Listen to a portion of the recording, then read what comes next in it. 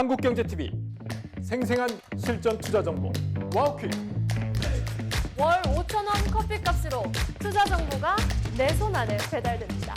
와우킥 N에서 만나요. 네, 글로벌 투심에 큰 변화가 있는 듯 보입니다. 이분과 함께 진단을 해보죠. 오늘은 토스증권 이영곤 리서치 센터장 모셨습니다. 센터장님 어서 오세요. 네, 센터장님이 평소에 방송을 잘 안 나오시는 분이라고 제가 들어가지고 오늘 진짜 저희가 어렵게 모신 것 같습니다. 여러분들도 아마 앞으로 센터장님 자주 뵙기는 어려운 것 같아요. 자주 나오시는 분이 아니라고 합니다. 오늘 인사이트 좀 기대하겠습니다, 센터장님. 네. 오늘 우리 코스피 오늘도 사실 이 저력을 확인하고 있습니다. 6거래일 연속 사상 최고치를 경신을 하고 있는데 근데 시장이 좀 얼어붙는 느낌이 들거든요. 외국인들도 지금 많이 이탈을 하고 있고요. 연초에 보면 미장도 굉장히 안 좋고 지금 우리 시장 국면이 어떻다고 보세요? 예, 국내 시장이 상대적으로 미국보다는 좋은 상황인 것은 맞습니다. 네. 올해 연초 이후의 상승률만 놓고 보더라도 국내 증시가 한 8% 정도 올랐고요. 미국 증시는 한 1% 정도 상승에 불과합니다. 지수 상승만 놓고 보면은 국내 증시가 여전히 강하다, 좋다라고 이제 볼 수 있는 상황인데 사실 종목들을 좀 뜯어 놓고 보면은 반드시 그렇지만은 않다라고 느끼실 것 같고요. 네. 실제로 개인 투자자분들의 체감 지수 역시 그렇게 높지 않을 것으로 보여집니다. 결국 삼성전자와 하이닉스 이 두 종목이 지수를 끌고 올라갔기 때문인데 이 두 종목의 지수 영향력이 37% 거의 40% 가까이 되고 있는 상황입니다. 근데 네. 이 두 종목이 연초 이후에 현재 한 15% 정도 주가가 올랐거든요. 그래서 결국 이 두 종목이 전체 시장의 절반 이상을 지금 끌고 올라갔다라고 이제 볼 수가 있겠고요. 개인 투자자들이 느끼는 체감적인 지수 자체는 그렇게 썩 좋진 않지만 네. 확실히 국내 증시가 미국보다는 조금 더 좋은 모습들을 보여주고 있다라고 이제 볼 수가 있겠습니다. 아마도 뭐 시총 상위주들 갖고 계신 분들은 그래도 좀 기분이 낫지 않으실까 이렇게 생각이 드는데 지정학적인 리스크가 좀 연초에 발목을 잡는다고 해야 될까요? 지금 뭐 우크라이나 수도가 또 러시아 드론한테 공격을 받았다 그러고 미국은 베네수엘라에 이어서 뭐 그린란드 또 여기를 또 노린다고 하고 아시아에서도 뭐 중일 갈등까지 번지고 막 이러다 보니까 왜들 이렇게 으르렁대나 모르겠는데 지금 이 지정학적 리스크가 앞으로 더 확대될 가능성을 좀 염두에 두고 계시나요? 말씀하셨다시피 지정학적 리스크가 지금 연초부터 중요한 변수로 작용을 하고 있는데요. 네. 사실 이전과 좀 다른 모습들을 볼 수가 있습니다. 예전에는 정치적인 이슈들이 사실 지정학적 리스크의 주요한 동력이 됐다라고 보면은 지금은 경제적인 요인이 그 밑에 깔려 있다라고 볼 수가 있겠는데요. 예. 결국 베네수엘라를 침공한 것도 베네수엘라를 공격한 것도 그 밑에 깔려 있는 에너지와 석유 자원을 확보하기 위함이라고 이제 볼 수가 있습니다. 그래서 이런 차원을 놓고 본다라고 하면은 이런 부분들이 앞으로 지정학적 리스크가 더 확대되는 과정에서도 결국 그 밑에 있는 경제적인 요인들이 크게 작용을 할 것이다라고 이제 볼 수가 있겠고 이것과 맞물려 가지고 투자의 어떤 인사이트를 좀 더 찾아봐야 될 필요가 있겠는데요. 예. 결국은 에너지 관련된 종목들 그리고 에너지를 비롯해서 전략적인 자원을 먼저 선점하고 싶어하는 그런 패권 의식이 기본적으로 이제 깔려 있다라고 이제 볼 수가 있겠습니다. 그래서 결국 앞으로 이제 어떤 쪽으로 움직일 것이냐라고 놓고 보면은 네. 에너지와 유가 중심으로도 이제 갈 수가 있겠고요. 그 다음에 이제 미국이 많이 관심을 가지고 있는 히토류 쪽으로도 조금 더 확대가 될 수 있습니다. 말씀하셨다시피 그린란드 쪽에 관심을 가지고 있는 것도 역시 거기에 매장돼 있는 그 많은 원유와 히토류에 대한 관심이 직접적인 요인이다라고 이제 볼 수가 있겠거든요. 그래서 이런 부분들로 미국에서 계속 관심을 가지고 있고 결국은 산업과 종목에도 이런 쪽에 영향을 받을 수가 있다라는 부분들. 결국 미국에 관련된 기업들이 조금 더 수혜를 받을 수 있는 구조. 이번 사태로도 미국의 에너지 기업들한테 사실 수혜가 좀 될 수 있는 부분들이 있는데요. 네. 에너지 기업들에 있어가지고 더 많은 기회들을 이제 가져올 수 있기 때문에 이런 부분들에 대한 수혜가 가능한 상황이고 히토류도 역시 마찬가지로 히토류 개발과 관련된 부분들, 미국에서 지원할 수 있는 부분들에 대해서 조금 더 미국의 전략적인 투자나 관심들이 높아질 수가 있기 때문에 투자하시는 관점에서도 이런 부분들 같이 맞물려서 좀 바라볼 필요가 있다라고 볼 수가 있겠습니다. 환율 부분은 어떻게 보십니까? 지금 달러 지수가 99로 다시 좀 높아지고 있는 상황이고 우리 환율도 1,450원대 위로 다시 솟구쳐 있는데 이 지정학적 리스크가 앞으로 좀 심화되면은 이게 더 상방으로 갈 가능성도 우리가 좀 염두를 해둬야 될까요? 환율은 사실 최근에 변동성이 되게 많이 커지고 있죠. 예. 근데 기조적으로 보면은 올라가고 있는 구조라고 이제 보시는 게 맞습니다. 그러니까 예전에 기억을 했었던 1,200원대, 1,300원대는 사실 다시 돌아오기는 그렇게 쉽지 않다라고 이제 말씀을 드리겠는데 예. 가장 크게 봐야 될 부분들은 사실 환율은 그 나라 통화가 얼마만큼 강세이냐를 이제 보여주는 거죠, 결국. 근데 그 나라의 통화가 강세이려면은 결국 경기가 좋아야 되고 수출이 잘 돼야 되고 여러 가지 금리 쪽에서도 훨씬 더 메리트가 있어야 됩니다. 네. 근데 미국하고 한국을 놓고 봤을 때 한국의 통화가 강세로 갈 수 있는 요인들이 그렇게 크지가 않습니다. 그래서 기조적으로 예전보다는 환율이 조금 올라갈 수밖에 없는 상황이고 환율의 레벨 자체는 조금 한 단계 올라가 있는 1,400원대에서 거래되는 부분들이 적정선이라고 이제 볼 수가 있겠고 이걸 환율의 새로운 뉴 노멀이라고 이제 볼 수가 예. 있겠습니다. 센터장님, 근데 오늘 이제 정부의 경제 성장 전략이 발표가 됐는데 조금 전에요. 거기 보면은 지난해 대비 그래도 경제 성장률을 2배로 올린 2%를 지금 목표로 한다고 하는데요. 예. 그걸로도 많이 부족한가 보죠? 부족하죠. 사실 한국 경제가 많이 지금 좋아지고 있고 반도체 수출조 중심으로 좋아지고 있긴 하지만 미국 경제는 훨씬 더 좋은 그런 그 큰 규모가 훨씬 더 좋은 그런 성과를 계속 내고 있고요. 예. 기본적으로 미국 달러 대비해서 원화가 강세를 좀 이어가기에는 좀 어려운 부분들이 있지만 이런 추세 부분들이 급격하게 최근에 나타났었던 부분들은 조금 진정이 될 것으로 보여집니다. 예.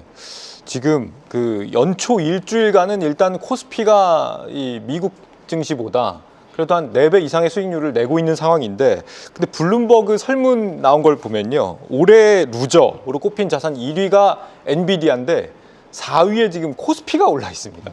왜 코스피가 올해의 루저일 것이냐 이렇게 보는 이유는 지난해 너무 많이 올랐기 때문이다라는 거예요. 진짜 글로벌 투자자들이 이렇게 생각한다 그러면 굉장히 걱정스러운 일인데, 센터장님 말씀을 듣고 보면 진짜 우리보다 미국이 압도적으로 성장이 더 높을 거라는 생각을 전제로 놓고 보면 진짜 이런 판단을 우리도 좀 걱정을 해야 되는 건가요? 이건 어떻게 보십니까?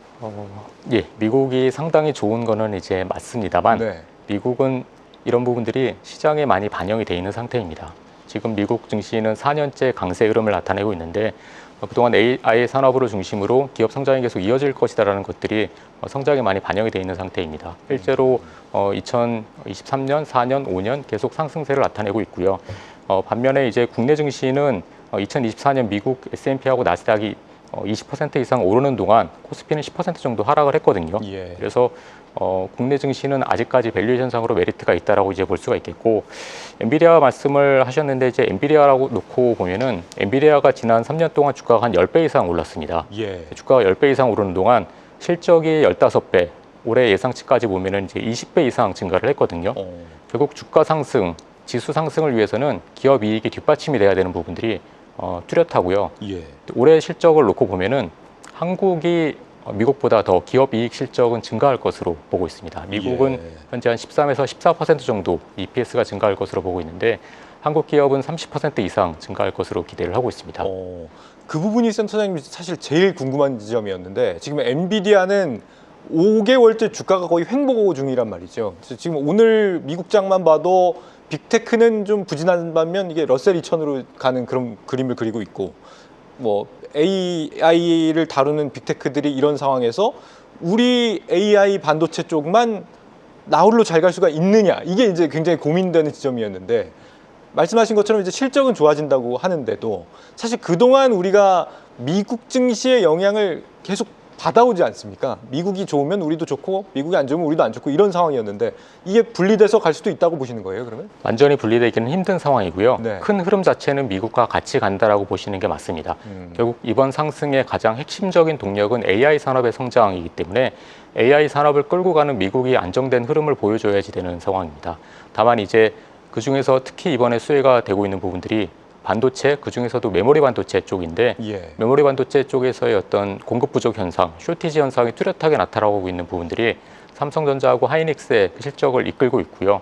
실제로 삼성전자하고 하이닉스의 실적, 이제 삼성전자가 지난 4분기 잠정 실적을 발표하면서 20조를 발표를 했는데, 예. 그게 3분기 대비 거의 2배 가까이 증가를 한 부분들이거든요. 예. 그런데 내년 1분기에는 거기서 또 다시 2배 정도 증가할 것으로 기대를 하고 있습니다. 예. 이런 메모리 부족 사태가 삼성전자, 하이닉스의 실적 상승을 견인을 하고 있고, 이 부분들이 국내 주식, 코스피 시장 전체를 이끌어 나갈 수 있을 것으로 보고 있습니다.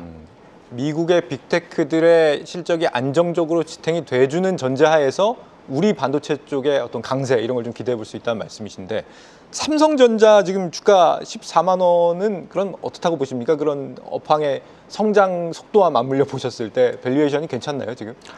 밸류에이션을 놓고 보면은 사실 그러니까 주가만 놓고 보면은 좀 네. 부담스럽다고 생각을 하실 수도 있을 거예요. 예. 너무 급하게 올라왔으니까요. 근데 실적을 이제 같이 놓고 봐야 된다라고 이제 말씀을 드리는 게 예. 아까 엔비디아 사례에서 3년 동안 10배 이상 주가가 올랐는데 실적은 더 많이 올랐다라고 말씀을 드렸잖아요. 삼성전자 같은 경우에는 이제 작년에 한 40조 정도 이익이 났는데 올해는 100조 이상의 이익이 기대가 되고 있습니다. 예. 2배 이상이 이제 증가를 하는 거죠. 100조 이상의 만약에 이익이 났고 실제로 영업이익인 120조, 130조가 나면 이제 순이익이 100조 정도가 난다라고 보면은 현재 밸류에이션만 놓고 보면은 퍼가 한 8.3배 정도에 불과합니다. 8.3배는 경쟁업체 대비 절반도 채 되지 않는 이런 밸류에이션이기 때문에 예. 현재 어떤 이익 전망치가 실제로 확인이 되면서 이익이 증가한다라고 하면은 밸류에이션에 대한 부담은 그렇게 크지 않은 상황이다라고 말씀드릴 수 있겠습니다. 지금도 여전히 크지 않은 상황이다 이런 말씀을 주셨습니다. 다행이네요. 지금 연초 들어서 사실 뭐 방산, 뭐 반도체를 비롯해서 방산, 조선, 뭐 우주 뭐 이런 쪽에 지금 강세를 나타내고 있지 않습니까? 혹시 그 센터장님께서 보고 계신 올해 주도주 흐름도 좀 이와 비슷하신지 주도주를 올해 좀 어떻게 좀 꼽고 계신지 궁금한데요. 방산과 우주 계속 관심을 가지고 봐야 되는 섹터 맞고요. 예. 그런데 가장 중요한 거는 역시 반도체입니다. 올해 연초에 반도체가 많이 올랐는데 이 반도체의 흐름이 올해 내내 이어질 가능성이 상당히 높다라고 보고 있습니다.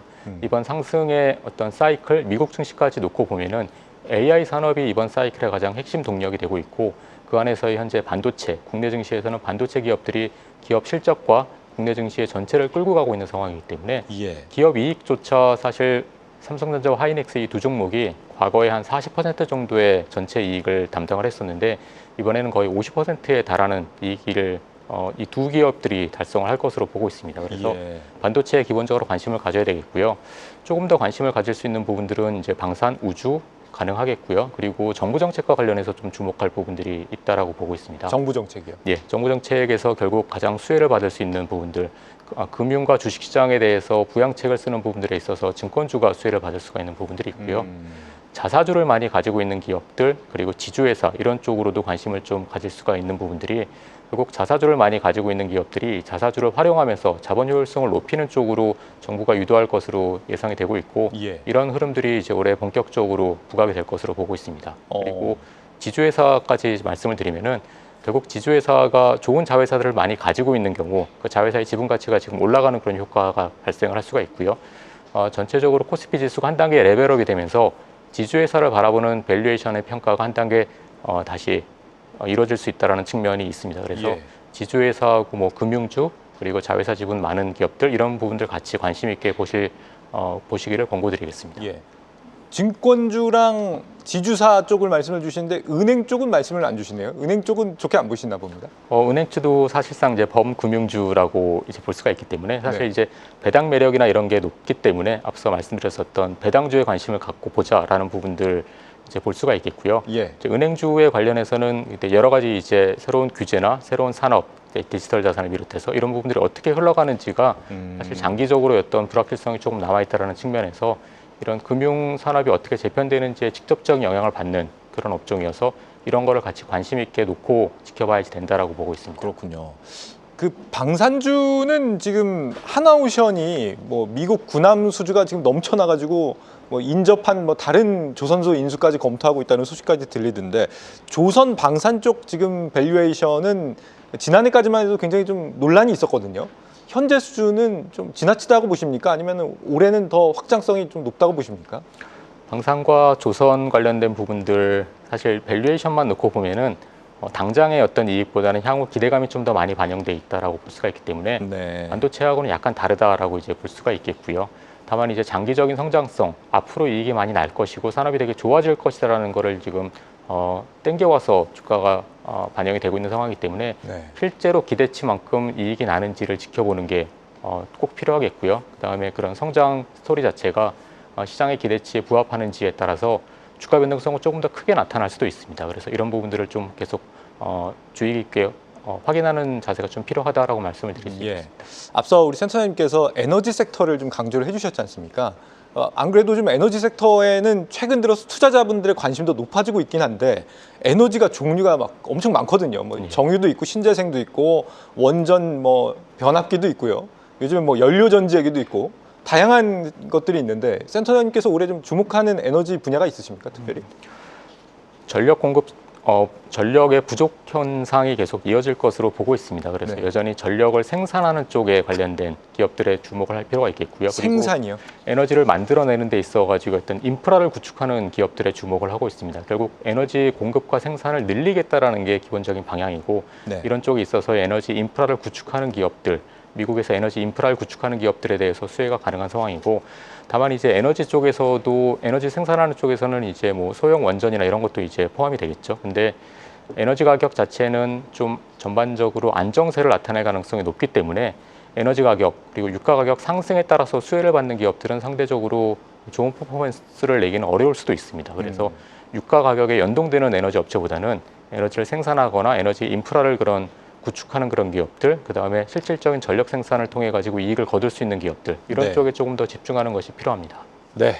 여기까지 오늘은 듣도록 하겠습니다. 센터장님을 자주 모실 수 있으면 좋겠는데 좀처럼 방송에 안 나오셔가지고요. 그래도 다시 한번 또 나와 주실 거죠? 예. 네, 기대하겠습니다. 토스증권 이영곤 리서치 센터장과 함께했습니다. 센터장님 오늘 말씀 잘 들었습니다.